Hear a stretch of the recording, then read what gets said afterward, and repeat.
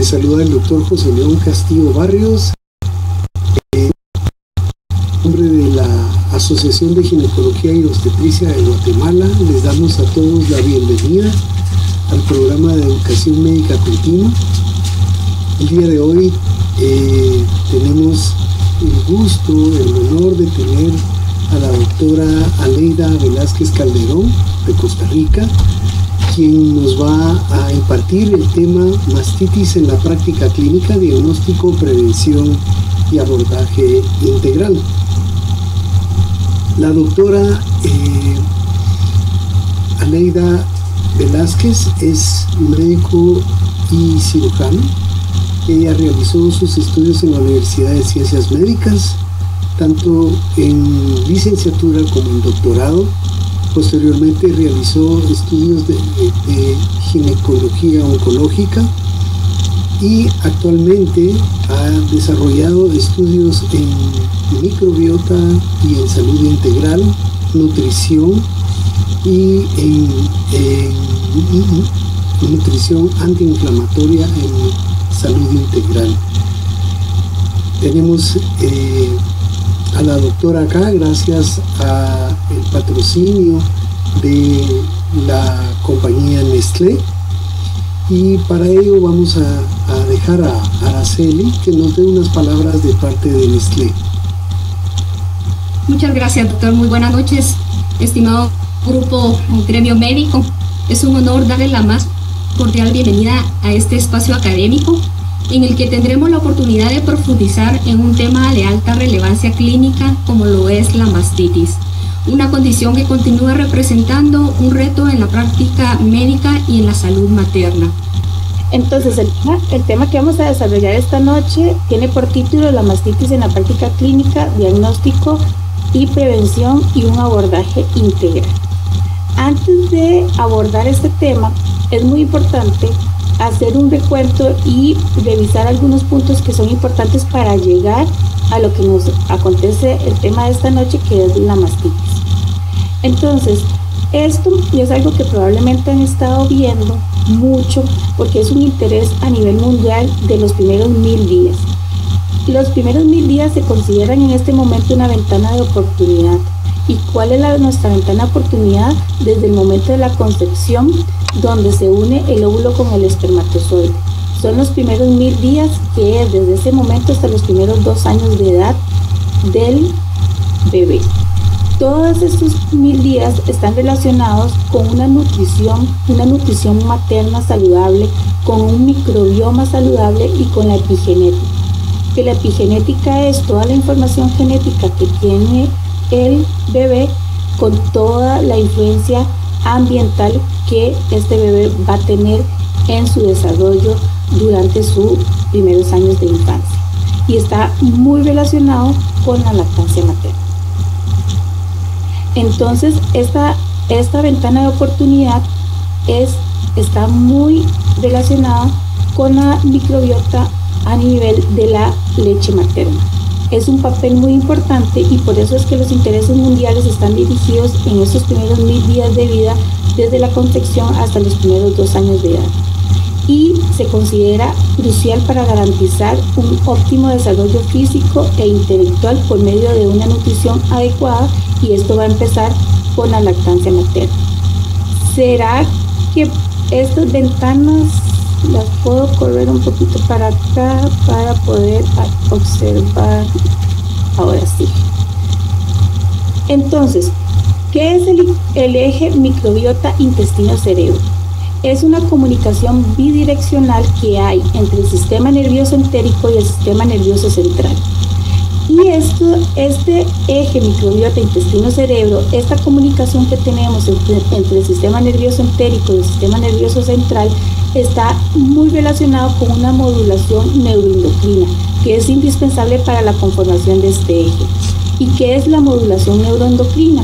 Pues es una modulación donde se cree que el cerebro influye en la microbiota del intestino, liberando neuropéptidos y hormonas, y la microbiota intestinal influye en la función cerebral, en el comportamiento y en el desarrollo. Y se ha encontrado que los lactobacilos que la mamá tiene en su leche materna son indispensables para una función adecuada de este eje. Y es por eso que los intereses están relacionados en hacer intervenciones nutricionales para promover una microbiota más eficiente. Aquí tenemos un diagrama, que es un diagrama un poquito básico, donde tenemos a una madre que la microbiota intestinal va a pasar a la placenta por el torrente sanguíneo y va a llegar al entorno uterino. Pasa la placenta, pasa el cordón y llega al líquido amniótico, donde va a empezar a desarrollarse la microbiota del feto. Cuando el feto ya llega a su término en el embarazo y va a tener su parto, va a ver si ese es su parto vaginal, va a tener una transmisión vertical de bacterias que van a estar a nivel vaginal y fecal, y esto va a ayudar a todavía desarrollar y modelar un poco más su microbiota. Cuando este neonato nace y empieza a alimentarse de la mama, entonces el contacto de la piel a piel más las bacterias que tiene la mamá en su leche materna va a terminar de ayudarle a terminar de desarrollar la microbiota que él necesita para tener un adecuado desarrollo inmunológico y un adecuado desarrollo fetal. Entonces, ¿qué nos dice la Organización Mundial de la Salud con respecto a esto? Nos dice que la lactancia materna debe ser exclusiva en los primeros 6 años de vida, y esa sería una meta deseable, que durante la lactancia materna, durante los primeros 6 meses de vida, solo lo logra el 40% de las mujeres a nivel mundial. Hay una encuesta que se hizo a nivel en Australia, donde se informó que solamente el 15% de las mujeres amamantan exclusivamente a los neonatos a los 5 meses de edad, a pesar de que el 96% de las mujeres al nacer intentan tener lactancia exclusiva. Entonces hay que ver qué pasa entre ese 96 a un 15% en esos primeros 5 meses, y que de los 6 meses a los 2 años de edad la lactancia materna debe ser complementaria con otros alimentos. La lactancia materna va a promover que haya una formación de una microbiota con un desarrollo de una inmunidad óptima, que la hora de oro, la primera hora del nacimiento, es sumamente importante para tener una lactancia materna exitosa, que el contacto de piel a piel va a facilitar ese inicio y el mantenimiento de la lactancia materna y va a favorecer una colonización al recién nacido con la microbiota materna, que la lactancia materna tiene evidencia de que reduce la depresión materna posparto, que previene las infecciones virales bacterianas, la diarrea, y que además una microbiota saludable va a ayudar a que ese bebé en su edad adulta tenga menos riesgo de padecer obesidad, diabetes, enfermedades cardiovasculares, porque esos microorganismos van a tener efectos prebióticos y probióticos. Y hay evidencia clase A de que los bebitos prematuros, la lactancia materna va a prevenir la enterocolitis necrotizante, la sepsis y la retinopatía del recién nacido. El parto prematuro, lo que sucede, y el nacimiento por cesárea y el uso de antibióticos, lo que hace es que haya mayor riesgo de asma, de artritis, enfermedades inflamatorias, sobrepeso, obesidad, alergias, eczemas, enfermedades gastrointestinales y respiratorias en el recién nacido, y esto se explica porque hay un retardo en la adquisición de las bacterias habituales y beneficiosas, como los lactobacilos, el bifidobacterium y una bacteria que se llama Faecalibacterium prausnoxi, que es una bacteria muy importante para el desarrollo cerebral y toda la parte inmunológica a nivel intestinal. Entonces, cuando tenemos un parto prematuro, lo que tenemos es un aumento de los microorganismos proinflamatorios como el enterococcus, el Clostridium y el Campylobacter. Entonces, obviamente, hay mayor tardanza en adquirir las bacterias beneficiosas, y entonces se pueden desarrollar todos estos problemas de eczema, de asma y de sobrepeso en los niños. Y el Bifidobacterium es el género que debería dominar en el intestino de bebé sano durante el primer año de vida. Entonces, ¿Qué es importante? Que la leche materna es un alimento que su composición es dinámica, es casi el único alimento que su composición puede variar durante la hora del día. Los factores genéticos, los factores ambientales y los factores dietéticos van a influir en la composición de esa leche materna. La leche materna tiene muchísimos componentes y por eso se dice que es un alimento óptimo para el neonato. Tiene inmunoglobulinas, tiene lactoferrinas, tiene citoquinas, también tienen hormonas, tienen antioxidantes, tiene oligosacáridos que son prebióticos, tiene ácidos grasos de cadena poliinsaturados de cadena larga que son esenciales en el neurodesarrollo, o sea, son súper indispensables para un desarrollo cerebral óptimo del neonato. Entonces la leche materna contiene probióticos. Los probióticos son microorganismos vivos que confieren beneficios al huésped y además tiene prebióticos como los oligosacáridos, que son sustancias no digeribles en el intestino y que lo que hacen es favorecer el crecimiento de las bacterias probióticas. La leche materna disminuye la mortalidad en el neonato, protege contra enfermedades infecciosas, permite el inicio de la maduración intestinal y confiere efectos inmunomoduladores en la vida futura, convirtiéndose en un alimento óptimo para los lactantes. Las tasas de diarrea, como vamos a ver más adelante, las tasas de infección de vías respiratorias, de otitis media, son más bajas en los niños que son alimentados con leche materna y que esa leche materna tiene una microbiota saludable. Entonces, se considera que el entorno es muy importante para una colonización adecuada de bacterias y se consideraba que esta colonización comenzaba hasta después del nacimiento, y con los nuevos estudios y los nuevos descubrimientos se ha detectado que esa colonización de bacterias a nivel del feto y del neonato empieza mucho antes del nacimiento.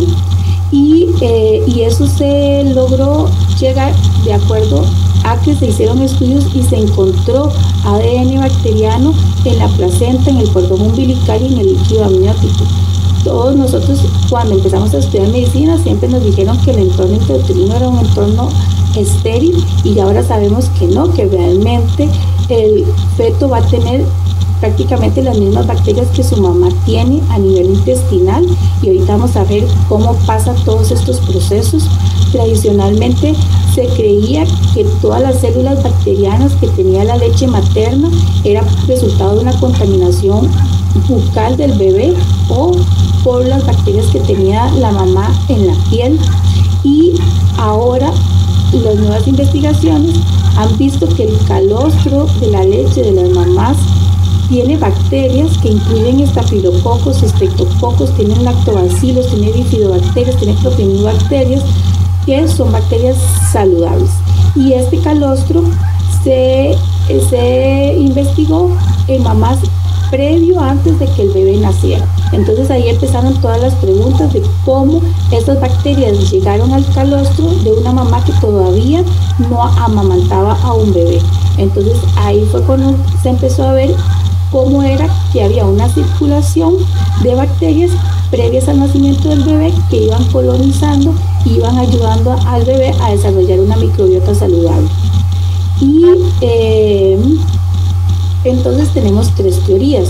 Tenemos la teoría del flujo retrógrado de los conductos mamarios, que es la primera teoría, que es la parte donde hay una contaminación de la piel alrededor de la mama con la cavidad oral del neonato, y esto hace que haya un paso de bacterias de la boca a la mama, a los conductos, y esto favorece un flujo retrógrado a los conductos mamarios. Entonces vamos a tener un paso de bacterias. Luego tenemos la translocación bacteriana, que es una de las teorías más importantes, que obviamente es la que se da más previo al nacimiento del bebé, y tenemos la placentaria, que se da a través del flujo sanguíneo. Ya les voy a explicar en las próximas diapositivas cada una de las teorías. Vamos a ver tres diapositivas de los cambios fisiológicos del embarazo. ¿Y por qué vamos a ver estas diapositivas? Porque la translocación bacteriana ha sido la teoría más difícil de creer y la teoría más difícil de confirmar, y esto se se ha llevado porque hay una incredulidad de nosotros los médicos de cómo las bacterias intestinales llegaban primero a la glándula mamaria antes de que el neonato naciera. Entonces, muchos de los cambios fisiológicos que se producen en el embarazo favorecen la translocación bacteriana. Y estos cambios fisiológicos, primero pensábamos que solamente lo que hacían era proporcionar un marco adecuado para el desarrollo del feto y luego del recién nacido más tarde. Pero tenemos que recordar que todos esos cambios fisiológicos básicamente incluyen todos los sistemas del cuerpo de la mujer. Los cambios cardiovasculares son muy importantes porque el estado de vasodilatación, que es progresivo y generalizado, es una de las fuentes que va a llevar a las bacterias del intestino a la placenta. ¿Y eso por qué? Porque aumenta el volumen sanguíneo, aumenta el gasto cardíaco, aumenta la frecuencia cardíaca, el flujo sanguíneo regional va a aumentar a los órganos, útero, riñones, tracto gastrointestinal, la piel, las mamas.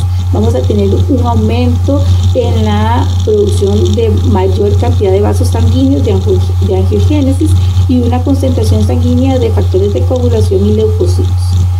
También todo lo que son las hormonas, sabemos que va a afectar el pH de la boca, las encías, van a estar más hiperémicas, edematosas, van a tener una tendencia a tener mayor sangrado.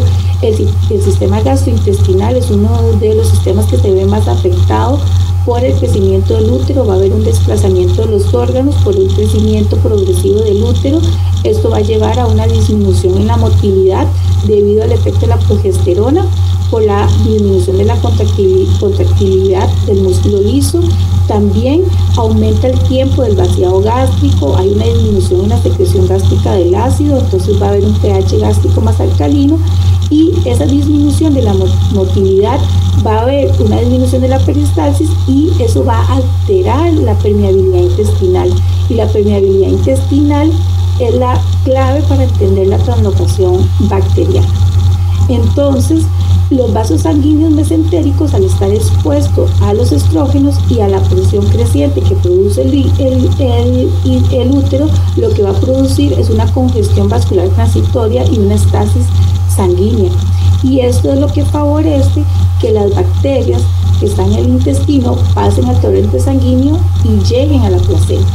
También va a haber un aumento del crecimiento bacteriano, un aumento de la permeabilidad intestinal con un peristaltismo reducido, y eso también va a ayudar a que las bacterias puedan pasar del lumen intestinal a la parte epitelial y todo lo que es las placas de Peyer del intestino.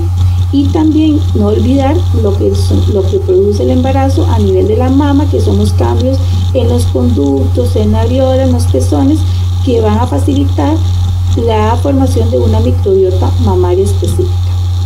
Entonces, todas estas adaptaciones fisiológicas que tiene la embarazada es lo que va a favorecer un aumento en la translocación bacteriana durante el embarazo tardío y la lactancia temprana. Entonces, la primera teoría que nos habla de la translocación bacteriana, ¿qué significa el término translocación bacteriana? Bueno, es el paso de bacterias que son saludables de la mucosa intestinal para la parte epitelial. Pasa del lumen del intestino a la parte epitelial, sin alterar el epitelio del intestino. Entonces, ciertas bacterias del tracto digestivo materno se pueden propagar a las ubicaciones extradigestivas, principalmente la mama. Y esto pasa porque hay una vía enteromamaria, o sea, una vía del intestino a las mamas. Y esto implica que las células dendríticas que habitan en la parte interna de la parte epitelial del intestino y las células CD18 lo que hacen es tomar esas bacterias que no son patógenas de la luz intestinal y llevarlas a otros lugares del cuerpo que incluyen la glándula mamaria. Estas bacterias que son saludables se van a unir a las células dendríticas, se unen a los macrófagos, atraviesan el epitelio y son transportados a las placas de Peyer, y de las placas de Peyer se transportan a los ganglios linfáticos mesentéricos, y de ahí el sistema linfoide es el encargado de llevarlo a las mucosas respiratorias, a las mucosas genitourinarias, a las glándulas salivales, a las lacrimales y también a la glándula mamaria. Y también lo llevan a otros órganos como el vaso, el hígado, los riñones y la cavidad peritoneal. Entonces aquí tenemos un diagrama que ustedes pueden ver aquí tenemos el intestino, tenemos una gráfica de las células dendríticas. Recordar que las células dendríticas y los linfocitos CD8 lo que hacen es tomar las bacterias, atravesar el epitelio, llegar al sistema linfático, y el sistema linfático se encarga de distribuir todas las bacterias a las demás mucosas, y esto incluye la glándula mamaria. ¿Y cómo hace esto? Bueno, las bacterias de la microbiota intestinal tienen unas sustancias que se llaman expopolisacáridos, y esto lo que hace es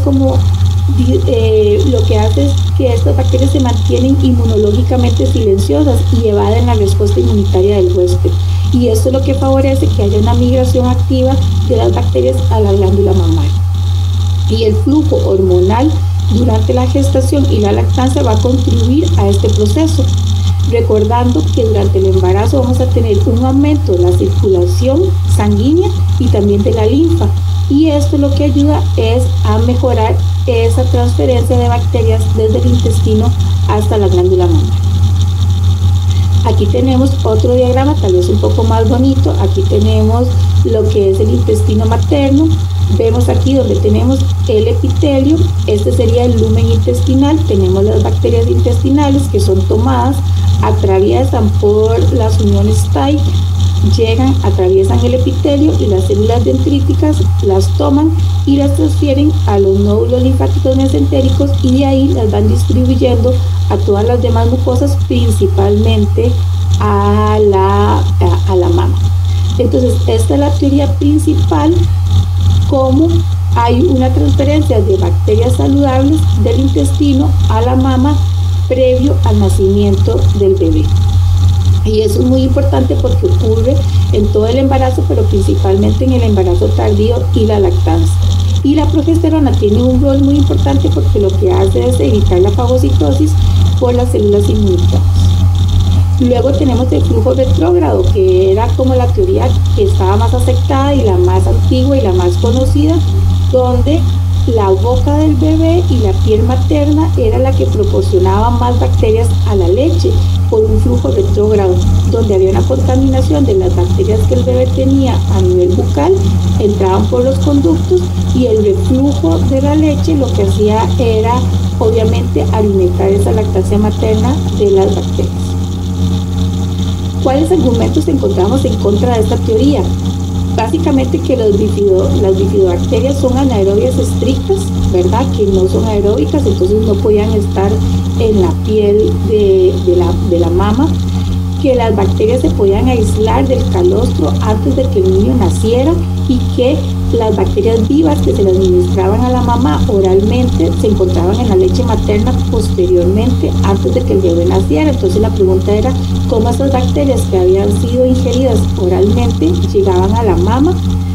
Recordar que los lactobacilos vaginales se transfieren al niño cuando nace, pero sin embargo no tienen la capacidad de colonizar el intestino neonatal con éxito, y que además los lactobacilos de la leche materna no son iguales a los lactobacilos vaginales, y que la secuencia de lactobacilos aislados en las heces de los niños era similar a la encontrada en la leche materna.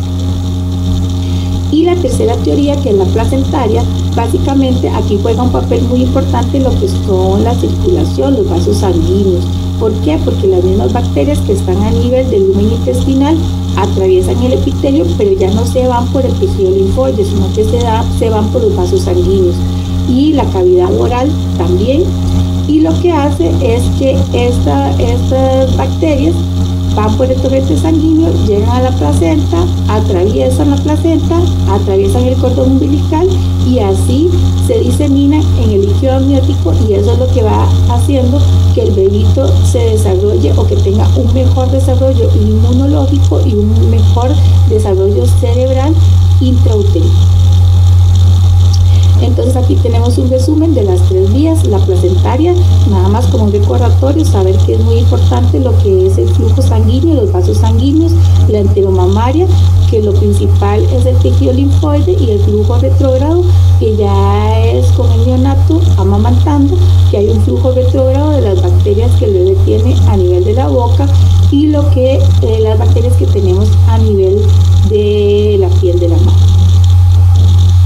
Entonces, ¿a qué conclusión podemos ir llegando ahorita? Es que la microbiota de la mama es única, que hay muchísimos factores que convergen para su conformación, que una adecuada microbiota va a generar factores protectores para la vida futura de ese niño y principalmente en su edad adulta, que la administración oral de probióticos nos abre una puerta para entender una mejor forma de colonización, y que los probióticos o las bacterias más estudiadas a nivel de lo que es la mama, tenemos los lactobacillus y el bifidobacterium, que fueron aislados de la leche materna de mujeres sanas. Entonces, recientemente surgió un gran interés en los últimos años por modular los microbiomas maternos y neonatales a través de una manipulación terapéutica. Se ha descubierto que la suplementación materna con probióticos y prebióticos durante el embarazo va a influir en la regulación y en el desarrollo cerebral y en el sistema inmunológico del neonato, que el análisis y la modulación de los metabolitos bacterianos específicos como la interleuquina 17 y los ácidos grasos de cadena corta pueden proporcionar una estrategia no invasiva para mejorar los pronósticos adversos y aliviar ciertos síntomas clínicos que ahorita vamos a ver más allá en la presentación. Entonces, ¿por qué todo esto que estábamos hablando es importante? Porque el tema de hoy es una mastitis, y la mastitis y el dolor están asociados con el cese de la lactancia materna. Y ya vimos que la lactancia materna es muy importante, y si ya desde años antes creíamos y estábamos convencidos que la lactancia materna era el mejor alimento para el neonato, ahora sabemos que además de que es el mejor alimento, es esencial para el desarrollo inmunológico y para todo lo que es el desarrollo cerebral del bebé, y que aproximadamente el 10% de las mamás que sufren una mastitis van a dejar de amamantar. Entonces, por eso es que todo esto ha llevado a que se giren más recursos para investigar e identificar cuáles causas están subyacentes a el cese de la lactancia materna. ¿Y esto para qué? Para el fin de extender la duración de la lactancia y mejorar los resultados de ese bebé a largo plazo. Entonces, ¿cuáles son los puntos claves a desarrollar en esta charla? Lo más importante es que tenemos que desarrollar que la administración oral de probióticos en mujeres embarazadas en el periodo postnatal temprano va a regular la composición de la microbiota de la glándula mamaria, y así vamos a reducir el riesgo de mastitis.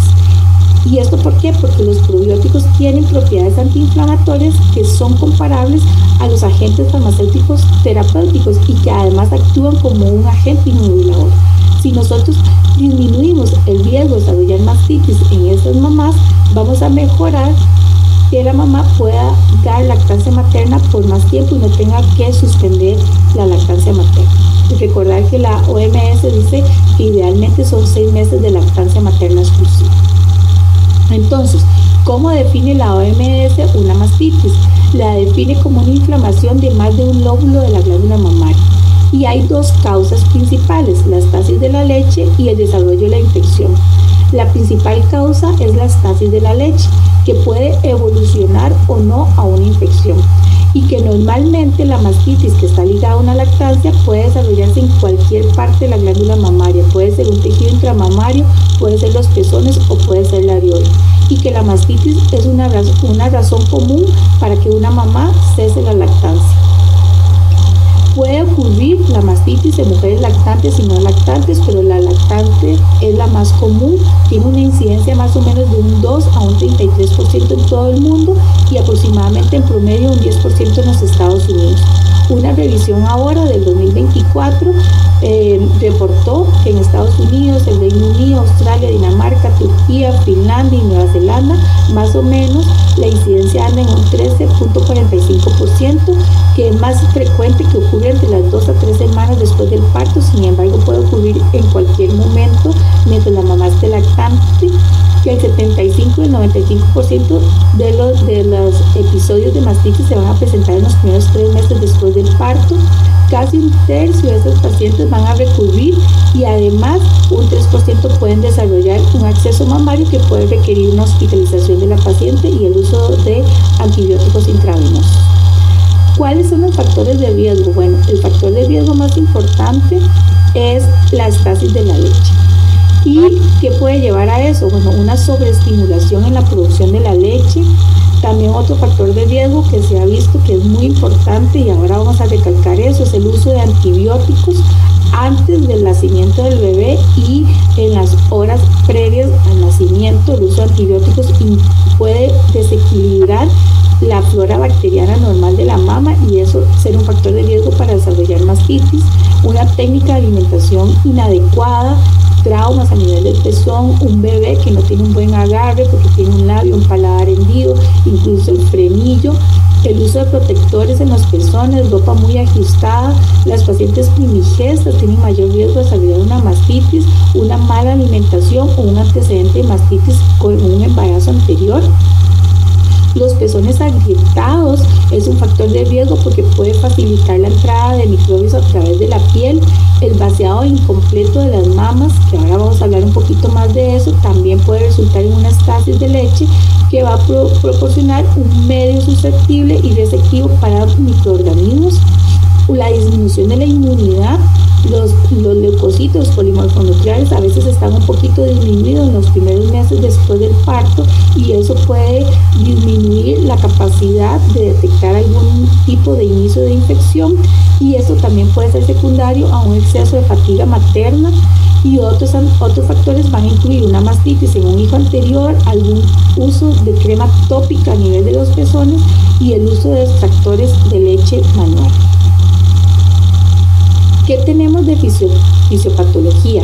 Bueno, lo que primero tenemos es que cuando la mamá empieza la lactancia tenemos un incremento en la permeabilidad vascular y recordar que la mastitis es un proceso proinflamatorio de una disbiosis, o sea, una alteración en la microbiota de la mama que va a inflamar y luego va a promover la infección y todo eso se da porque tenemos un incremento en la permeabilidad vascular. Vamos a tener una reducción de la diversidad bacteriana, por eso tenemos un proceso de disbiosis. Además, vamos a tener una alteración de la conductividad de la leche, o sea, la leche no va a fluir fácilmente a través de los ductos de la glándula mamaria y eso va a llevar a una obstrucción de los conductos y a una estasis de la leche. Y eso va a llevar a un daño tisular y eso va a inflamar y va a promover una infección. Entonces, la estasis de la leche, porque hay una compresión o una obstrucción de los conductos, lo que hace es aumentar la presión a nivel de la mama, del parénquima de la mama, y va a disminuir la contracción alveolar. Y esa disminución de la contracción alveolar lo que va a llevar es una dilatación ductal, porque vamos a tener una estasis y va a generar un crecimiento excesivo bacteriano que va a llevar a dolor. Y eso va también a generar una disminución en la síntesis de la leche. Y lo que le decía anteriormente, que la cantidad de polimotonucleares a nivel mamario va a disminuir en los primeros 3 meses postparto, entonces no hay un control suficiente para las bacterias que causan la mastitis. ¿Cuáles hallazgos físicos vamos a presentar? Bueno, normalmente la mujer va a presentar un segmento que va a doler, que va a estar rojo, que focalmente se va a sentir suave y en una mama que va a estar endurecida. Y también puede tener síntomas sistémicos que pueden incluir fatiga, fiebre superior a 38 grados, malestar, dolores articulares, dolores corporales, cefalea, o sea, va a tener síntomas similares a los de una gripe. El diagnóstico de una mastitis principalmente o de entrada va a ser clínico, ¿verdad? Y siempre recordar que al menos tiene que tener 2 síntomas locales y al menos un síntoma sistémico. Entonces, al menos de los 2 síntomas locales pueden ser dolor, enrojecimiento, inflamación, alguna sensación de bulto o hinchazón o edema a nivel de la mama. Y algunos de los síntomas sistémicos que incluyan dolor corporal, cefalea, escalofríos, dolores articulares, fiebre, y estos síntomas, eso es muy importante, deberían de estar presentes por al menos 24 horas. Las pruebas de laboratorio y las imágenes normalmente en la mayoría de las pacientes no son necesarias, excepto que la paciente tenga una enfermedad grave o tenga algún proceso de inmunocompromiso. Y el recuento de leucocitos y PCR normalmente no nos van a dar mucha información porque va a estar elevado prácticamente que en todas las pacientes que tienen mastitis, entonces no nos va a diferenciar casos graves de casos leves. Los cultivos de la leche normalmente los vamos a ver en todos los artículos que vamos a comentar ahorita más adelante, pero sin embargo en la práctica clínica normalmente no se utilizan porque vamos a tener bacterias, según lo que hemos hablado anteriormente. La leche va a estar colonizada por bacterias y vamos a tener bacterias en pacientes que tienen mastitis y en pacientes que no tienen mastitis. Entonces, ¿cuándo los deberíamos de indicar? Bueno, si la paciente le decidimos empezar antibiótico porque tenía un mal estado general y no tenemos ninguna mejoría en 48 horas. En las mamás que están inmunocomprometidas, en las mamás que tienen neonatos que están en la UCI, en las mamás que tienen alto riesgo de tener un estafilococos resistente a la metilcilina, en infecciones recurrentes o graves, en pacientes que ya han estado ingresados, en pacientes sépticos o en pacientes que estamos sospechando que tienen una resistencia a antibióticos, que vamos a ver que eso es muy frecuente en la mastitis, porque el principal agente etiológico de la mastitis es el Staphylococcus aureus y sabemos que hay mucha resistencia de antibióticos a los estafilococos y a los estreptococos. La ecografía normalmente tampoco la indicamos de inicio, podríamos indicarla si la paciente no mejora como esperábamos en 48 horas o si tenemos una alta sospecha de que la paciente podría tener un absceso.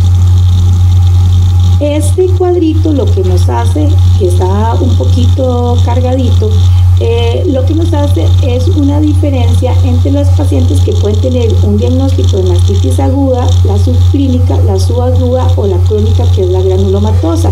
Esta normalmente casi nunca la vamos a ver en pacientes embarazadas. La más frecuente es la mastitis aguda y como vemos en el cuadrito prácticamente es la que va a tener mayor cantidad de síntomas locales y síntomas sistémicos.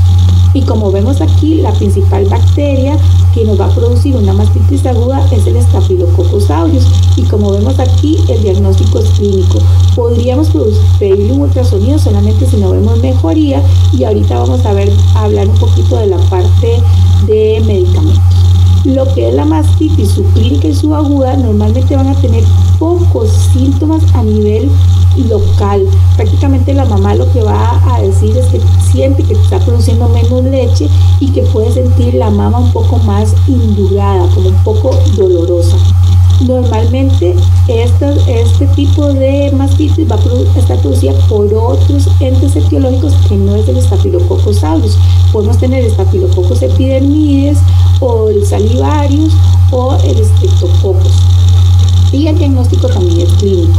Si ustedes ven aquí abajo en lo que es los medicamentos, si ven ya en este cuadro que es de un artículo del 2025, ya recomienda los probióticos prácticamente como un tratamiento que puede darse en los pacientes con mastitis justamente para disminuir la inflamación. Y si ven, no indican antibióticos en las pacientes que tienen mastitis subclínica o subaguda, porque normalmente aquí no vamos a tener Staphylococcus aureus y los probióticos pueden mejorar mucho los síntomas de dolor con otras medidas terapéuticas que ya vamos a mencionar. Y los antibióticos realmente sí se deberían de utilizar si vemos un mal estado general en una paciente que tiene una mastitis aguda, pero de la mano con analgésicos y con probióticos también. Entonces, ¿qué tenemos que tomar en cuenta? Tenemos que tomar en cuenta si sospechamos un organismo multiresistente. Si el paciente tiene una inestabilidad hemodinámica, puede ser que necesitemos ingresarlo para tratamiento antibiótico intravenoso. Las pacientes que estamos sospechando que diagnosticamos un absceso mamario, debemos de ingresarla porque debe ser derivada a un cirujano en mama para la colocación de un drenaje. y que siempre cuando tenemos una recurrencia de mastitis siempre debemos de tener imágenes para poder descartar que haya una anomalía estructural o que haya una masa o que la paciente tenga una mastitis granulomatosa o un cáncer de mama inflamatorio. El acceso de mama es una colección dolorosa de pus dentro de la mama. La mayoría de los pacientes con mastitis no van a necesitar una intervención quirúrgica a menos que se desarrolle un absceso. Y todos los abscesos deben ser aspirados bajo guía de ultrasonido. Siempre debe ser colocado un dreno y siempre debe ser colocado sin succión. Y nunca debe empacarse la mama porque eso va a aumentar la inflamación y va a prolongar su curación. El pronóstico normalmente es bueno y tenemos una tasa de recurrencia de un 8 a un 30%. El acceso de mama es la complicación más preocupante, pero solamente ocurre en un 3 a un 11%. Y las fístulas de leche ocurren en menos de un 2%. Entonces, como ven, normalmente el pronóstico de una mastitis en una paciente va a ser muy bueno. ¿Qué tenemos que recordar? Tenemos que recordar un poco que la patogénesis biológica de la mastitis es muy importante cuando vamos a considerar las opciones terapéuticas. ¿Y eso por qué? Porque ahorita vamos a ver que el uso indebido de antibióticos no está recomendado. Que la mastitis, los agentes principales van a ser estafilococos y estreptococos, y que sabemos que son organismos que tienen mucha resistencia a los antibióticos. Y que la OMS cada vez nos manda más datos de la creciente preocupación de la resistencia a los antimicrobianos, y que estas bacterias que tienen resistencia ha alcanzado niveles alarmantes y que tenemos que utilizar otras opciones terapéuticas que nos van a ayudar a mejorar el tratamiento de enfermedades como las mastitis, porque si seguimos utilizando antibióticos cada vez va a ser más preocupante todo lo que es la resistencia a los antibióticos. Entonces, ¿cómo podemos prevenir un cuadro de mastitis? Bueno, las asesoras de lactancia son muy importantes. Tenemos que insistir que la mamá duerma lo suficiente, que se hidrate bien, que use técnicas para disminuir el estrés, que use ropa holgada y sujetadores holgados siempre que sea posible. La alimentación del neonato debe ser fisiológica, no deberíamos incentivar el uso de sacaleches, ya sea manuales o eléctricos, porque vamos a ver ahorita que el uso de sacaleches aumenta la hiperlactación y esa hiperproducción de leche también puede llevar a un cuadro de mastitis. Entonces la alimentación debería ser fisiológica y el sacaleche solo utilizarse en situaciones que realmente lo amerite, donde la mamá no está o tiene que salir. Y los médicos pueden considerar y deberían, después de toda la evidencia que vamos a ver, utilizar un probiótico previo al nacimiento del bebé para prevenir los cuadros de mastitis que se pueden dar una vez que la mamá empieza la lactancia materna. Entonces, aquí tenemos la siguiente diapositiva, son unas recomendaciones de la Academia de Medicina de Lactancia. Este cuadro es un poco grande, entonces yo lo resumí en poquitas cosas. Lo principal es que tenemos que insistir en la mamá que tiene que usar ajustadores especiales, no debe usar ajustadores que sean muy socados, que le aprieten mucho, porque eso puede aumentar la congestión de las mamas y las escasez de leche y llevar a una mastitis. Ella debe usar ajustadores especiales que le sostengan la mama, porque sabemos que la mamá va a estar más grande, pesa más, puede darle dolor de espalda, dolor de cuello. Entonces la Academia de Lactancia insiste en que deben ser ajustadores especiales para la lactancia materna. La lactancia materna debe ser a libre demanda y idealmente las mamas no deberían de quedar vacías por completo, porque al estar insistiendo en tener las mamas vacías, lo que hace que cada vez se va introduciendo más y más y más leche, y eso lo que hace es inflamar los conductos y puede llevar a un cuadro de mastitis. El masaje que se le da a las mamas debería ser suave, gentil, de la parte más externa de la mama hacia el pezón. nunca un masaje profundo que inflame los conductos mamarios.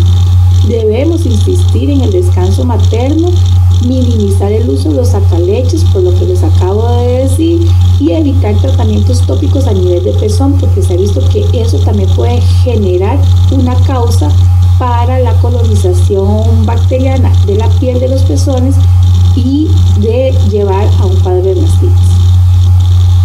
Otras recomendaciones en cuanto al tratamiento cuando ya tenemos un cuadro de mastitis es que los antibióticos deberíamos de tener un manejo conservador, primero porque ya los antibióticos pueden generar una alteración del microbioma.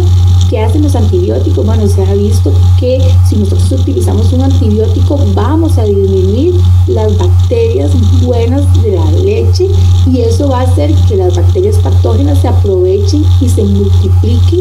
Entonces el manejo de antibióticos debe ser conservador, debemos de pensar el estado de la paciente, si el estado es bueno, si la paciente lo que tiene es una congestión. Ahorita vamos a ver qué le podemos indicar, pero no de entrada a los antibióticos. El manejo debe ser conservado. Evitar la hiperlactación. Solamente indicar dar un masaje suave y manual y siempre, digamos, se sabe que no es contagiosa la mastitis. Entonces, antes, cuando la mamá tenía una mastitis, incluso yo le decía a la mamá que no le diera de comer de ese pecho, pero ahora se sabe que no, que el bebé puede comer y que idealmente él es el que debería ayudarle a la mamá a desobstruir esos conductos y que no haya una estasis de leche. AINES, analgésicos y hielo. No se debe indicar compresas calientes porque eso es lo que aumenta la vasodilatación de la mama y eso va a aumentar todas las sustancias inflamatorias. Entonces la mamá lo que debe usar es hielo, usar acetaminofén, ibuprofeno para aliviar un poco el dolor en las mamas. Los probióticos, ya ahorita vamos a revisar que hay una evidencia científica que avala el uso de los probióticos como un tratamiento efectivo y como un tratamiento preventivo, que es lo más importante que deberíamos hacer. No esperar a que la mamá tenga un cuadro de mastitis para indicarle los probióticos, sino indicárselos antes del nacimiento del bebé para evitar estos cuadros de mastitis. Entonces, el tratamiento temprano de una mastitis que está iniciando puede mejorar solo con el drenaje manual, con el masaje gentil y suave y con la aplicación de compresas frías para reducir la hinchazón. Los analgésicos, continuar la lactancia materna, evitar el vaciado completo, la alimentación, incentivar la alimentación más frecuente de ese neonato y cambiar las posiciones de alimentación también son medidas que podemos indicarle a la paciente cuando tiene una mastitis que está empezando.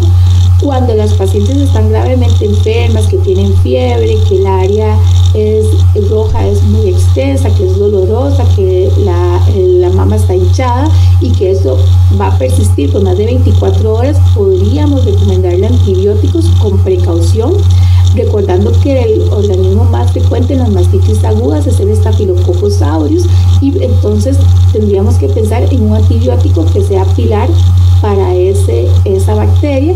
Y como algo anecdótico que leí en unos artículos, dice que la aplicación de hojas de col puede ayudar a enfriar la mama y a desinflamarla. En cuanto a los antibióticos, en el cuadrito vemos que obviamente los que ya conocemos, la amoxicilina, la cefadroxil y la cefalexina, son los antibióticos que normalmente siempre hemos usado para las pacientes que tienen mastitis. Sin embargo, en Australia, digamos, usan mucho la flucloxacilina, que es un antibiótico que es compatible con la lactancia y que en Estados Unidos no hay, y que se ha visto que genera menos resistencia a los Staphylococcus aureus, porque la moxa, la cefalexina y la cefadroxil tienen mucho índice de resistencia en el Staphylococcus y en el Streptococcus. ¿Y esto por qué? Porque se ha visto que estas dos bacterias tienen tanta resistencia a los antibióticos. Una es porque ellos tienen la capacidad de, cuando están estresados, formar una cosa que se llama biofilm o biopelículas. esos son comunidades de bacterias. Eso significa que ellos no están aislados, sino que ellos hacen una comunidad de bacterias y se empiezan a adherir uno con otro y empiezan a protegerse, hacen como una comunidad de bacterias, y entonces los antibióticos no pueden penetrar, y por eso hace que tengan una resistencia amplia a las terapias antibióticas. Y eso también lleva a que haya una recurrencia de la enfermedad. Entonces, debido a esto, a esta formación de biopelículas y a la resistencia a múltiples fármacos, es que puede haber más cantidad de mastitis recurrentes y crónicas.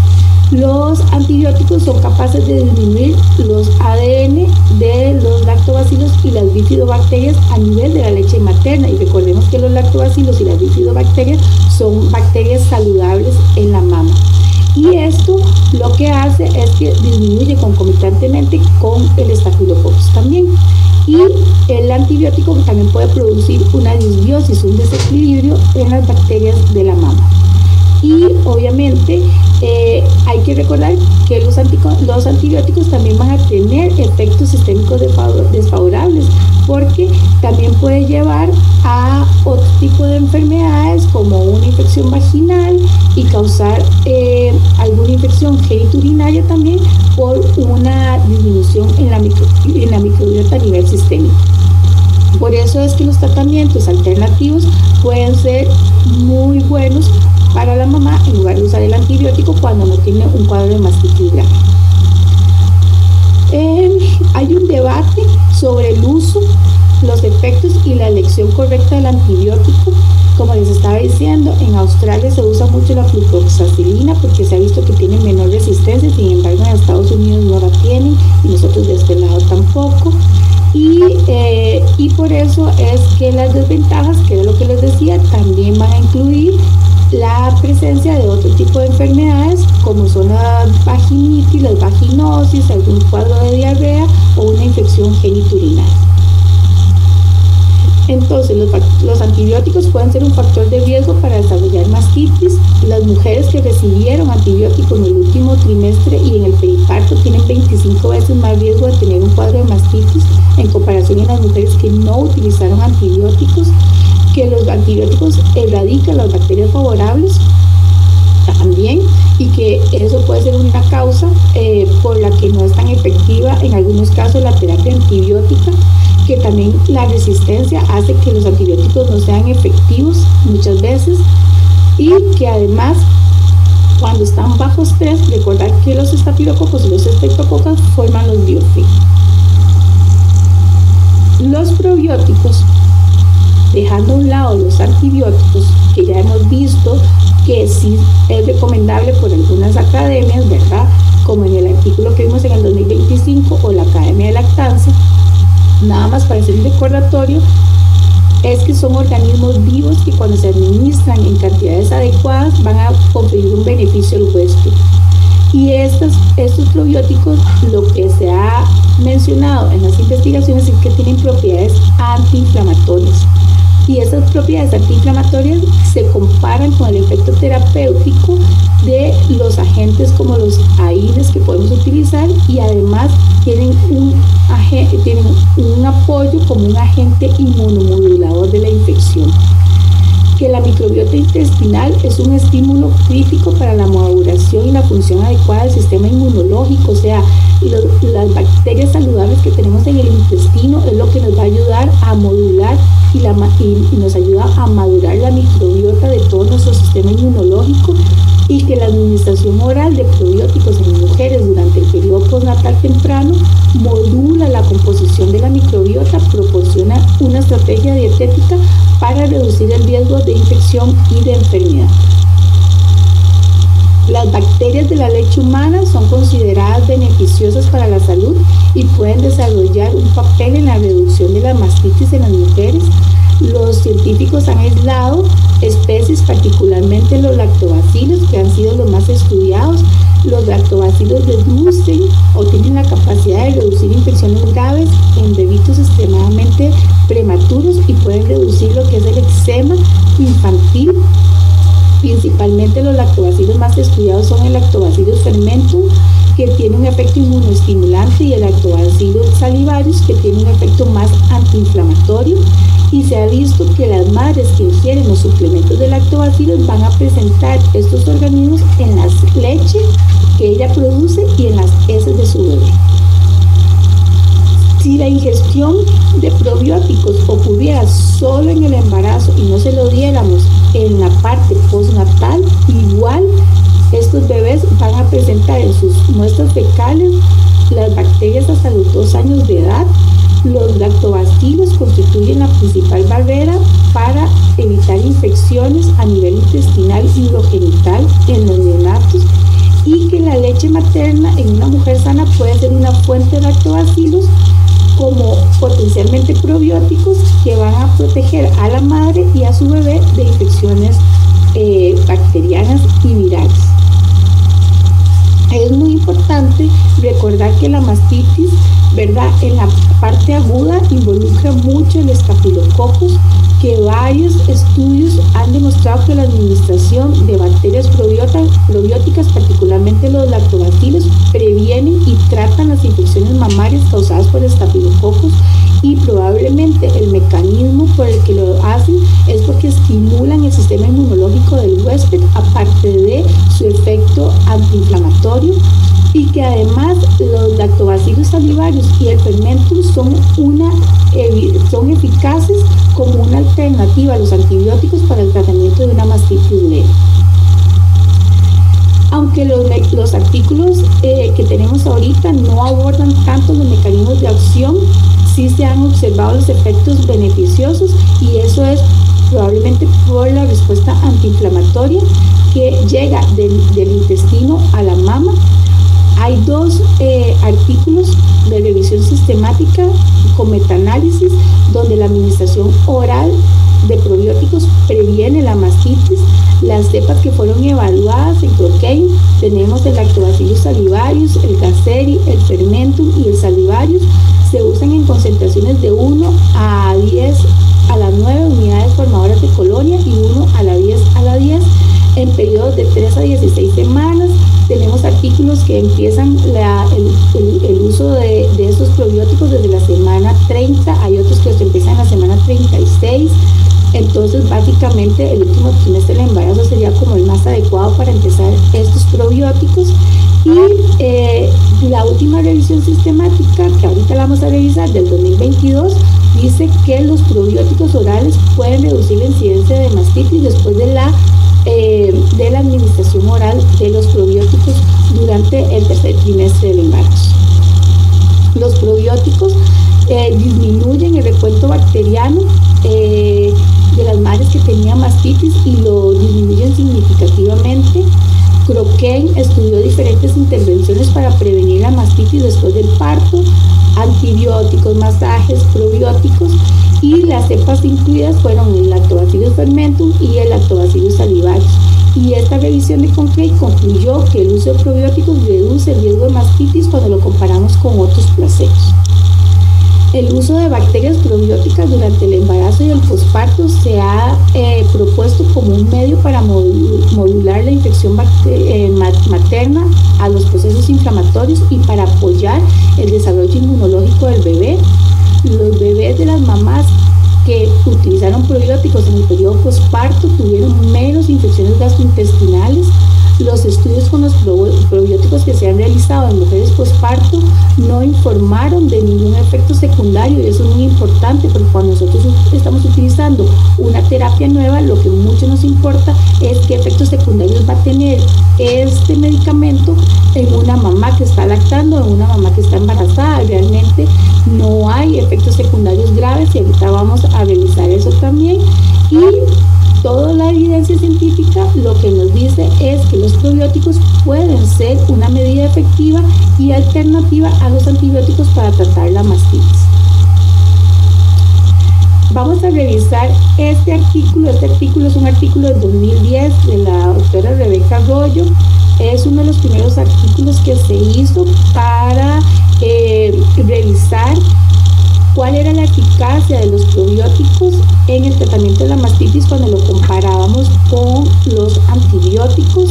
Se hicieron 3 grupos, fueron 352 mujeres. El grupo A se le dio Lactobacillus fermentum, el grupo B se le dio Lactobacillus salivarius y el grupo C se le dio terapia antibiótica. Todas las pacientes tenían un cuadro de mastitis y el estudio duró por 21 días. Los grupos de los probióticos utilizaron 10 a la 9 unidades formadoras de colonia y lo que se hizo fue recolectar muestras y hacer cultivos. Se analizaron las muestras de leche el día 1 del estudio y el día 21 y también se evaluó los puntajes de dolor como una mejoría de la mastitis. Entonces, cuando revisamos el conteo bacteriano inicial, el día 1 del estudio, el conteo bacteriano fue similar en los 3 grupos, pero el día 21 las pacientes que utilizaban probióticos mostraron un conteo mucho más bajo de bacterias. El grupo A tuvo una disminución de un 2.61 y el grupo B 2.33, mientras que cuando lo compararon con el grupo que utilizaba el antibiótico, la reducción fue solo de un 3.28. Entonces ahí se vio que las pacientes que utilizaban probióticos tenían un conteo más bajo a los 21 días cuando utilizaban probióticos versus a las pacientes que usaban el antibiótico. La puntuación del dolor también se vio mejoría con el uso de los probióticos en comparación con el grupo que utilizó antibiótico. 0 eran pacientes extremadamente que tenían extremado dolor y 10 eran pacientes que estaban sin dolor completamente. Y como vemos, digamos, el grupo A y el grupo B fueron los que tuvieron más disminución del dolor, fue significativo, y el grupo del antibiótico no tuvo tanta reducción del dolor al día 21. Cuando se realizaron los cultivos, se buscaron lactobacillus en las muestras de leche de esta mamá y las pacientes que utilizaron antibióticos no tenían en ninguna de las muestras lactobacillus, mientras que las pacientes que utilizaron probióticos sí tenían lactobacillus en la leche materna. Entonces eso es muy bueno porque sabemos que no había una disbiosis en las pacientes que estaban usando los probióticos y los probióticos más bien mejoraron el conteo de lactobacillus. Y lo que es el grupo de probióticos mostró una mayoría y una menor reincidencia de mastitis que el grupo que utilizó los antibióticos. Los grupos de probióticos como el grupo A y el B mostró una mayor reducción del dolor en comparación con el grupo de antibióticos y la diferencia fue estadísticamente significativa. Entonces, ¿qué concluimos? Que el uso de Lactobacillus fermentum y el uso de Lactobacillus salivarius parece ser una alternativa eficaz a los antibióticos y que nos podría ayudar a evitar el uso de antibióticos durante una mastitis en las pacientes que tienen casos leves. Este estudio sugiere que los probióticos pueden ofrecer una alternativa al uso de antibióticos y mejora potencialmente los resultados para las mujeres lactantes. Y también no solamente reduce el conteo bacteriano, sino que también mejora significativamente los índices de dolor en las mamás que usan probióticos en comparación a los que usaron los antibióticos. Y también los dos grupos que usaron probióticos tuvo una menor tasa de recurrencia. En este caso, el Lactobacillus fermentum fue el que tuvo, salivarius fue el que tuvo menor tasa de recurrencia y en segundo lugar el Lactobacillus fermentum. Entonces, el Lactobacillus fermentum fue aislado de la leche materna de las mujeres sanas, se encontró en la cavidad oral y se encontró en el intestino y en las heces de los niños de las mamás que utilizaban probióticos. El lactobacillus es capaz de colonizar la glándula mamaria cuando se administra oralmente y tiene una supervivencia de un 70% del tubo digestivo. Esto demuestra que tiene una adecuada función en el lugar que queremos que dé su acción. Además, esto es muy importante, produce glutatión, que es un antioxidante natural, y esto lo que hace es que evita que se le unan a él bacterias patógenas.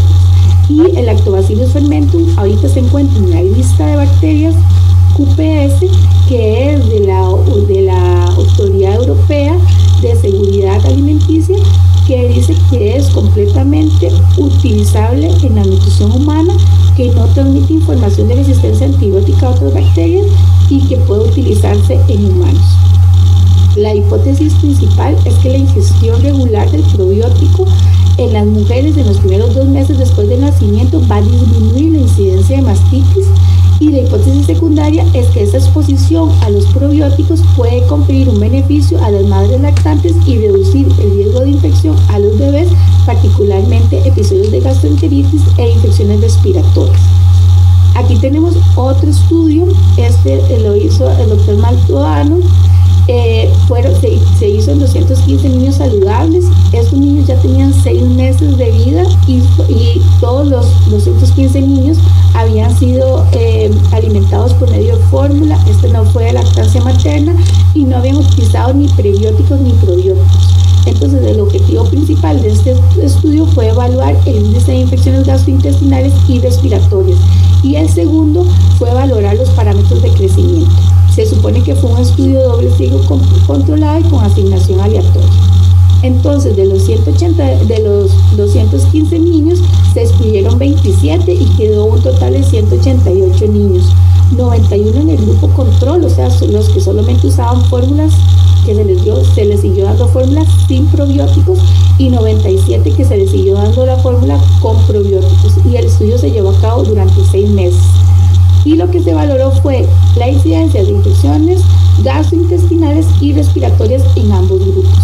En el grupo control, que no utilizaba probióticos, hubo 2.08 episodios por niño durante esos 6 meses, y en el grupo que utilizaba los probióticos hubo 1.46 episodios de infección en los 6 meses.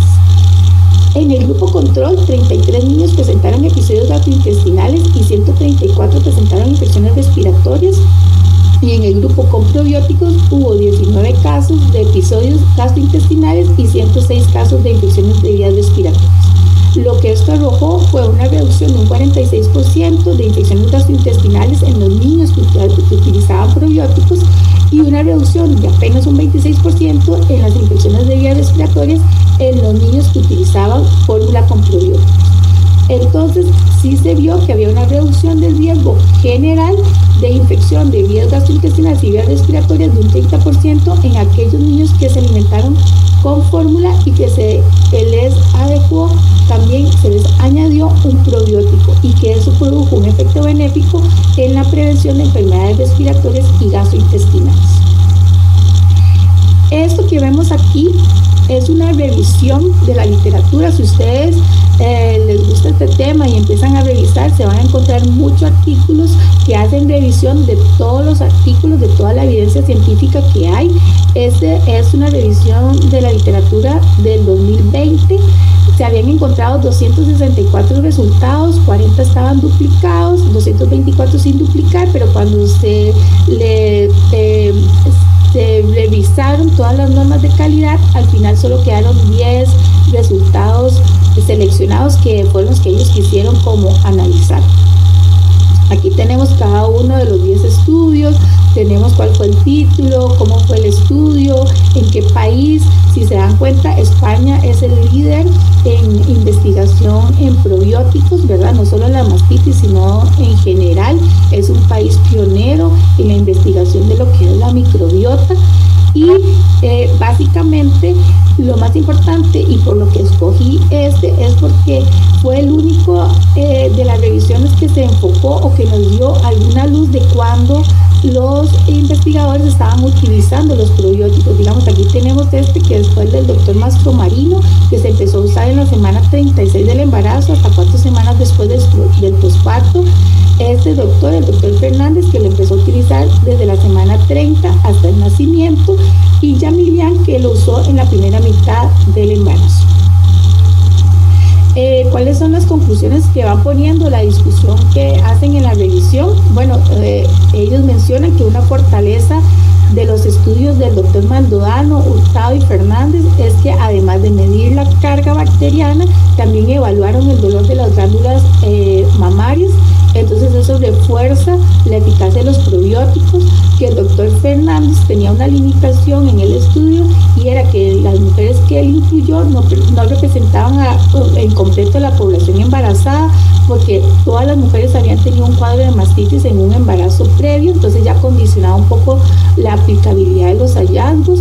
El doctor Vázquez Vázquez y Freno dice que cuenta con un grupo único al que solo se le aplicó el probiótico y no tenía un grupo control, y eso era como una limitación junto con el tamaño de la muestra, que era una muestra muy poco reducida, pero tenemos que entender también que eso es un tema nuevo que se está explotando, y obviamente cada vez los artículos van a ser de mejor calidad.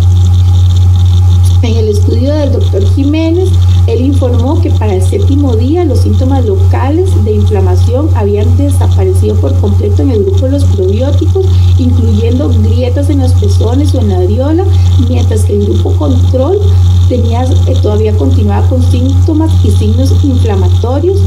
2 de los ensayos de los 10 informaron de una recuperación más rápida de la mastitis en los grupos de los probióticos en comparación con el grupo control.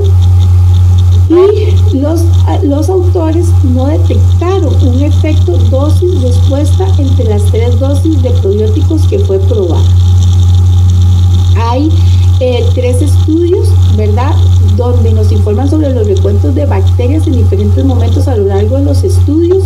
2 de esos estudios informaron que los recuentos bacterianos de las mujeres que usaron los probióticos fueron significativamente más bajos en comparación a los grupos controles.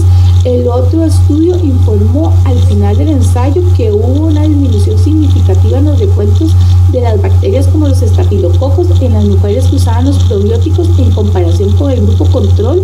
Y también hay otro estudio que correlacionó directamente la carga bacteriana media en las muestras de la leche y las puntuaciones de dolor mamario.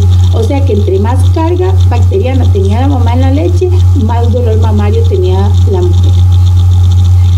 Cuando estábamos hablando de los efectos secundarios, dije, había muy pocos efectos secundarios. Realmente el doctor Arroyo, que les dije, la doctora Arroyo, la doctora Rebeca, refirió o reportó que 9 mujeres de su grupo tuvo un poco de flatulencia tomando probióticos, pero 9 mujeres en el grupo de antibiótico tuvo una candidiasis vaginal.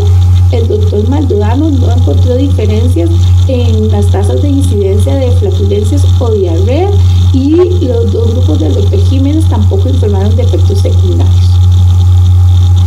En 2 de los estudios informaron disminuciones significativas de la mastitis en los grupos de los probióticos en comparación con el grupo control.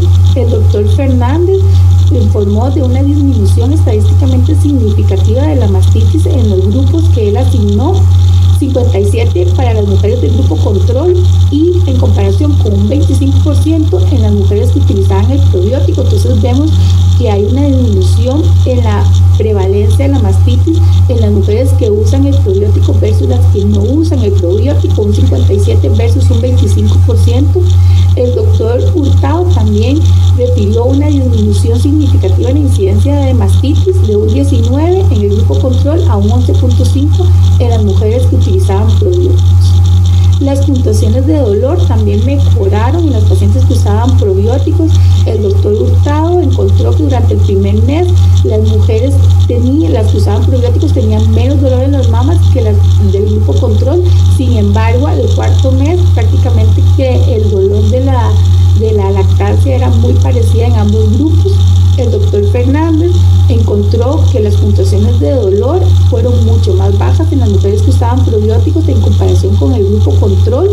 Entonces ahí vamos viendo cómo realmente la mayoría de los estudios ven que las mujeres que usan probióticos tienen mayor incidencia de dolor que las mujeres del grupo control.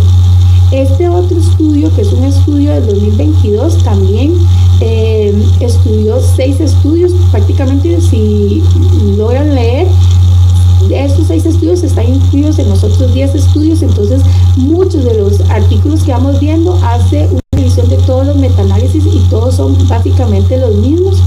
Ellos ponen que descubren que los probióticos tienen un efecto positivo en la incidencia de mastitis, que mejora los síntomas de la mastitis de acuerdo a todos los ensayos clínicos publicados, que aunque el número y la calidad de los estudios publicados no son suficientes y hace falta darle seguimiento a los pacientes a largo plazo y revisar más reacciones adversas.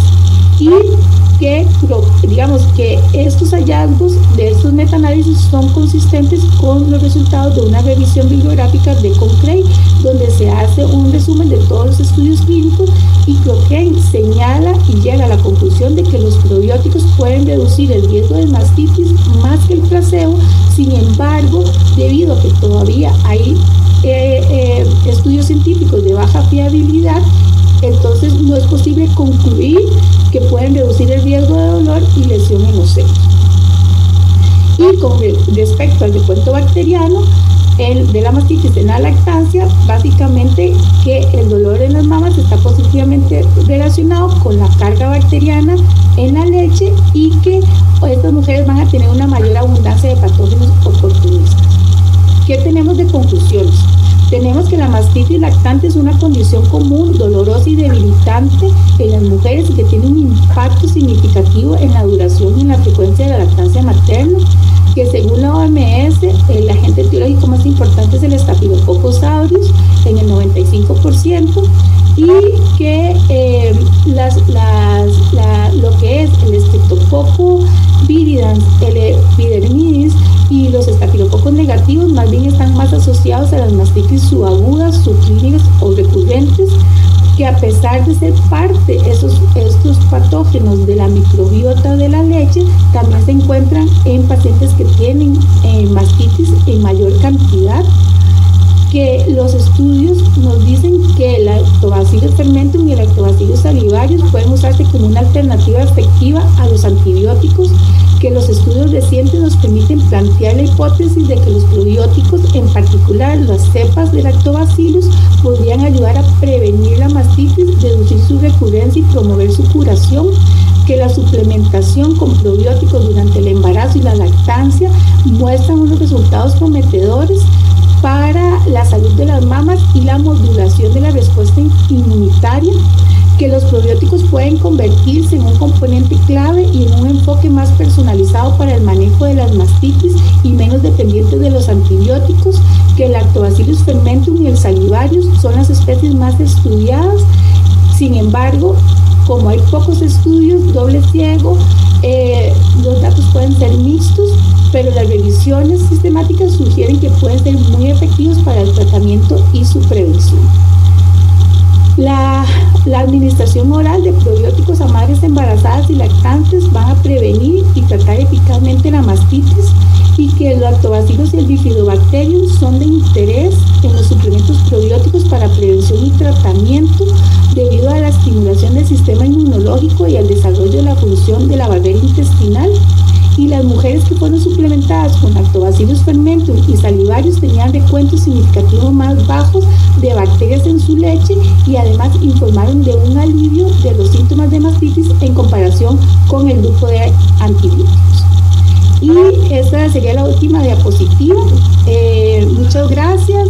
Y es una diapositiva clave porque es solamente para recordarles la importancia de la microbiota y de la utilización de los probióticos previo al nacimiento del bebé por la circulación enteropática y la translocación bacteriana de las bacterias buenas de la mamá a la mama, y que debemos de recordar que siempre debemos utilizar los probióticos porque es un beneficio para la mamá utilizarlo antes de la concepción, durante el embarazo y posterior en la lactancia. Quedo aquí para las preguntas. Muchas gracias, doctora Velázquez, por su interesantísima charla. Nos ha abierto la visión y el panorama el impacto que realmente tiene el microbioma, el cuidado de la salud intestinal y de nuestras bacterias para la salud en general del ser humano, y ahora específicamente en este tópico de la mastitis, de la lactancia. Y pues es otro enfoque que estamos viendo ahora. Se le agradece muchísimo su plática. Tenemos algunas preguntas en cuanto al uso de antibióticos. ¿En qué momento comenzar a suplementar o tratar con los probióticos para poder reponer esa flora intestinal y esa flora microbiana a nivel de la glándula mamaria. Okay.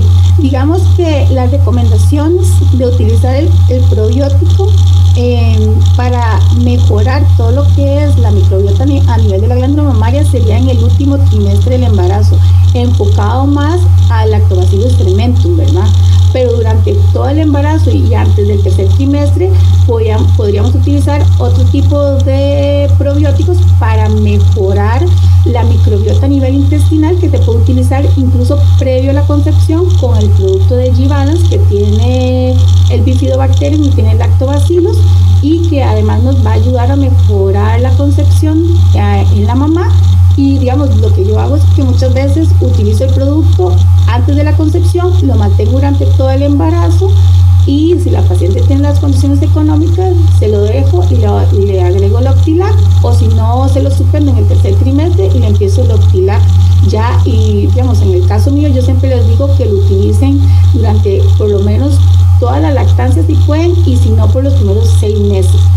Esto es muy debatible porque realmente en los estudios que hay hasta el momento no hay como una evidencia clara y sólida que nos diga, ok, úselo de este tiempo a este otro tiempo, ¿verdad? Entonces, lo más importante es empezarlo en el tercer trimestre y utilizarlo en los primeros meses de la lactancia, que sabemos que los primeros 3 meses es como el mayor riesgo de presentar mastitis. Pero realmente una mujer puede presentar mastitis en cualquier momento de su lactancia, ¿verdad? Simplemente es que las primeras semanas y los primeros meses hay mucho más riesgo por el inicio de la lactancia, la congestión y todas las técnicas de alimentación, ¿verdad? Doctora, en la plática mencionó algo de las bacterias de la boca. Ajá. Y pregunta la doctora Carolina H.G. que la mala higiene bucal en la embarazada puede provocar migración de bacterias dañinas hacia el feto, o puede ser condicionante para una mastitis. Sí, bueno, digamos que la mala salud bucal de una mamá pues sí puede generar que haya una microbiota que no sea saludable a nivel intestinal. Básicamente lo que esto va a producir es un síndrome de hiperpermeabilidad intestinal, y los síndromes de hiperpermeabilidad intestinal lo que hace es que los enterocitos no están juntos en sus uniones TAI, sino que están separados.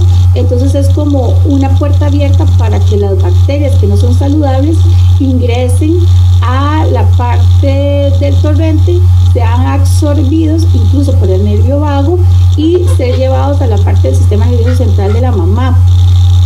A la placenta no hay evidencia que esas células disbiósicas, esas bacterias disbiósicas entren a la placenta por el mismo mecanismo de translocación bacteriana, porque si recuerdan en la charla, y yo sé que es mucha información y a veces es un poco cansado, recordémonos que todas estas bacterias tienen excopolisacáridos, tienen mecanismos para evadir la respuesta inmunológica o inmunitaria del huésped, que es lo que permite que las bacterias buenas vayan a la leche.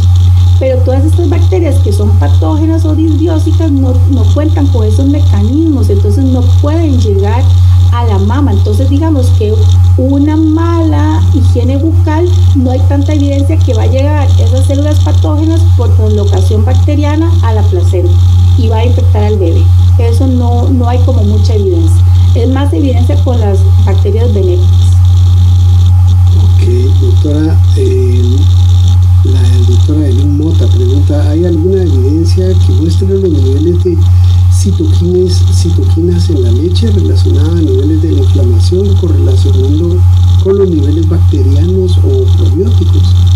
Sí, ahorita digamos que no hay ningún estudio que relacione la cantidad de citoquinas, digamos, con la reacción inflamatoria de las bacterias. Lo que hacen es medición de esas bacterias saludables ¿verdad? Pero no la medición de las citoquinas proinflamatorias. Pero sí se sabe que las citoquinas proinflamatorias es lo que es parte de la fisiopatología de la inflamación, que hace que los conductos estén más inflamados y que esta inflamación lleve a una infección, porque va a alterar todos los mecanismos, digamos que van a alterar todos los mecanismos, y eso va a de defensa, y eso va a llevar a que las bacterias que están ahí en la leche, que son el estafilococcus y el streptococcus, se aprovechen de eso y más bien haya una infección, que es lo que va a desarrollar la mastitis, que es parte de la fisiopatología. Una pregunta muy interesante aquí. ¿Cuáles son o pueden ser las indicaciones de supresión de la lactancia? Ok, bueno, realmente dice que es bajísimo, ¿verdad? Es realmente pacientes inmunocomprometidas, pacientes HIV positivas. Sin embargo, ahorita hay debate, porque ya se sabe que las pacientes HIV positivas, que era una de las indicaciones que nosotros usamos para cesar la lactancia, ahora se sabe que si realmente la mamá tiene conteo en cero, podría alimentar a su bebé, pero básicamente son mujeres que tengan algún inmunocompromiso, las pacientes HIV, que no puedan alimentar a la mamá, pero realmente son contadas como esas dos prácticamente. No hay nada más que haga que la mamá no pueda alimentar a su bebé. Okay, gracias, doctora. Insiste en preguntar el inicio de la suplementación con probióticos durante la gestación. ¿En qué momento es el óptimo? Yo creo que ya lo había mencionado, pero podría volverlo a recalcar, por favor, doctora. Había un cuadrito ahí en una diapositiva donde teníamos 3 estudios, un médico que lo había usado durante todo el embarazo, había otro médico que lo había usado en la primera mitad del embarazo y había otro médico que lo había usado a las 36 semanas del embarazo. Entonces, básicamente la recomendación es en el tercer trimestre del embarazo. Sin embargo, no sé si recuerdan en alguna diapositiva que decía que si en algún momento pensábamos en no darle el probiótico en los primeros meses del posparto, incluso utilizarlo todo el embarazo hacía que los bebés tuvieran una buena microbiota y se encontraban esas bacterias en las heces de los bebés hasta los 2 años. Pero lo ideal es el tercer trimestre y al menos hasta los primeros 6 meses, que es de lactancia exclusiva. Si la mamá no pudiera pagarlo, sabemos que el mayor riesgo es en los primeros 3 meses, entonces lo usaríamos del tercer trimestre al tercer mes de posparto, en donde tenemos mayor riesgo de desarrollar mastitis, pero idealmente dejarlo el mayor tiempo posible en el posparto. De acuerdo. Doctora, usted me hablaba sobre la hora de oro. Ajá. El momento en el nacimiento del bebé hasta en esta hora. Normalmente a los bebés cuando nacen, sobre todo en hospitales públicos, se los llevan para limpiarlos, para evaluarlos, ponerles su fariacina, sus gotitas, vitamina K, etcétera. Y han tenido los pediatras por costumbre observarlos durante más o menos 2 horas, que son sus cambios adaptativos. Ahí ya se pierde por completo esa hora de oro que usted nos menciona. ¿Qué es lo que hacen ustedes o cuáles son las recomendaciones al respecto? Sí, eso es cierto. Obviamente la seguridad social, pues obviamente en todos los países es muy importante, porque no todo el mundo puede acceder a una seguridad privada, ¿verdad? En la seguridad privada nosotros tenemos incluso lo que se llama la cesárea humanizada en prácticamente todos los hospitales privados de nuestro país, y prácticamente las pacientes ya no van a recuperación y no las separan del bebé, sino que van a un cuarto con una enfermera que las acompaña y está incentivando la lactancia materna. Eso es en la parte privada. En la parte pública, realmente en nuestro país ha mejorado bastante, e incluso los esposos pueden acompañar a todas las mujeres embarazadas y estar 24 horas con ellas. Incluso dormir con ellas, aunque les toque dormir en una silla, acompañarlas en el parto, pero sí, digamos, muchas veces, y eso, digamos, cuando es un parto vaginal en la seguridad pública aquí no pasa, porque normalmente, a no ser que el bebé venga con algún problema, el bebito nace y la mamá pasa al cuarto con su bebé, entonces ahí la hora de oro está perfecta, pero en la seguridad social todavía en las cesáreas sí hay ese desprendimiento de la madre con el bebé por lo menos 2 horas, ¿verdad? Y obviamente uno entiende que no tienen el personal, las condiciones intrahospitalarias, las condiciones de infraestructura, el personal, ¿verdad? Para evitar que las pacientes vayan a recuperación. Entonces eso es un problema. Digamos, el otro día yo hablaba con la jefe de enfermeras del hospital privado donde yo trabajo y me estaba contando que el uso de fórmula había disminuido mucho en las primeras 24 horas en los neonatos, porque realmente ahora con toda la parte humanizada y que una enfermera las cuidaba, se había incentivado mucho la lactancia. Entonces, por lo menos en las 24 horas era muy poquita la fórmula que estaban utilizando en los recién nacidos, ¿verdad? Aunque ya después pues haya que cambiar, eso ya es otra cosa, pero por lo menos en las primeras 24 horas en la parte privada sí me decía la enfermera del hospital que se había incentivado mucho la lactancia y mejorado un montón la lactancia materna en esas primeras 24 horas en el hospital, y justamente por ese apego y esa hora y tener una enfermera ahí esa primera hora con el papá, con la mamá y con el neonato, y enseñándole cómo pegarse al bebé y las posiciones de mejor para adaptarle la lactancia materna, ¿verdad? De acuerdo. Ya no hay más preguntas, doctora. Yo reitero el agradecimiento de la asociación a usted por esta plática. Nos ha hecho eco, sobre todo tener sumo cuidado con el uso de antibióticos que repercuten grandemente en la salud de todo cualquier individuo, en particular de la madre y del bebé. Muchas gracias nuevamente. Agradecemos también a Nestlé por el apoyo para esta conferencia, estuvo maravillosa. Yo pues, particularmente me siento muy agradecido y satisfecho con la plática. A todos nuestros colegas, miembros de la asociación, ginecólogos, estudiantes y quienes estuvieron participando acá con nosotros, también muchas gracias, y para todos les deseo muy buenas noches.